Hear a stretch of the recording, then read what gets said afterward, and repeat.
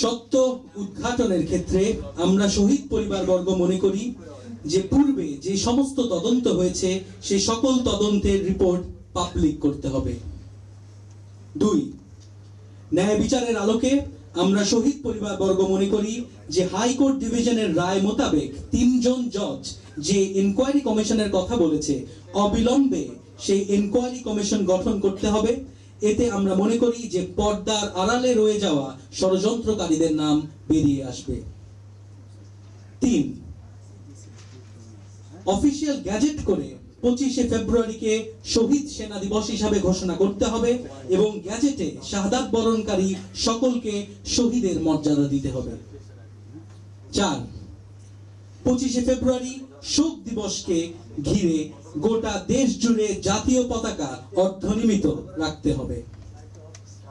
5, এই নৃশংস বর্বর পিলখানা ট্র্যাজেডিকে স্কুলের পাঠ্য বইয়ে সিলেবাসে অন্তর্ভুক্ত করতে হবে।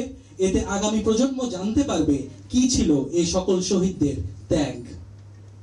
6, যে সকল সেনা কর্মকর্তা এই ঘটনাকে ঘিরে চাকরিচ্যুত হয়েছে তাদেরকে চাকরি ফিরিয়ে দিতে হবে অথবা তাদের যথাযথ কম্পেনসেশন প্রদান করতে হবে। এবং আমাদের শেষ দাবি হলো নির্দোষ কোন বিডিআর জওয়ানকে কোনোভাবেই যেন সাজা দেয়া না হয়। ইনকোয়ারি কমিশন যে আগে সেই অর্থে হয়েছে তা না, ইনভেস্টিগেশন হয়েছে, অর্থাৎ একই জিনিস। অবশ্যই ইনভেস্টিগেশন কমিটি হয়েছে।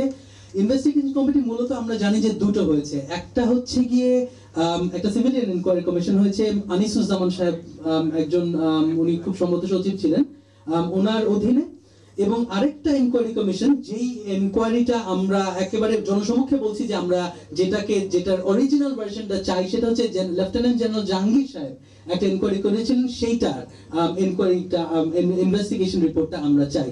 এখন ইতিমধ্যে আপনারা জানেন যে উনি হোম মিনিস্ট্রির যে অ্যাডভাইজার হিসেবে দায়িত্ব পেয়েছেন। তো আমরা আশা করছি যে আমরা এই ইনভেস্টিগেশন রিপোর্টটা পাবো এবং আমরা এটাও জানি, এবং এইগুলো তো এখন লুকানোর কিছু নাই, আমার মনে হয় বলাই ভালো, এটাও জানি যে ওনার যে এনকোয়ারিটা ছিল সেই এনকোয়ারির আরো অনেক কাটছাট ভার্সন ইভেন্চুয়ালি গিয়ে যে সমস্ত জনসমক্ষে এসছে খুব কাটছাট ভার্সন ছিল এবং আমরা অরিজিনালটাই দাবি করছি।